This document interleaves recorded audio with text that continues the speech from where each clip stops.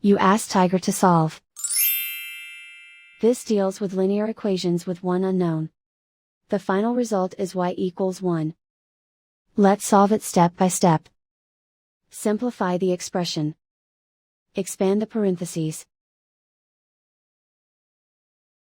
Simplify the arithmetic. Group like terms. Combine like terms.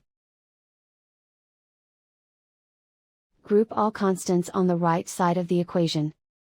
Subtract 4 from both sides. Simplify the arithmetic.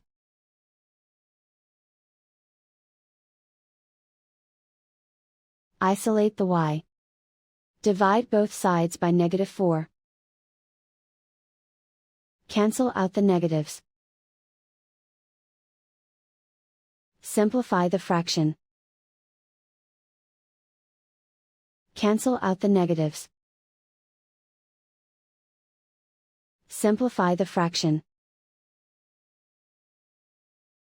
And so the final result is y=1.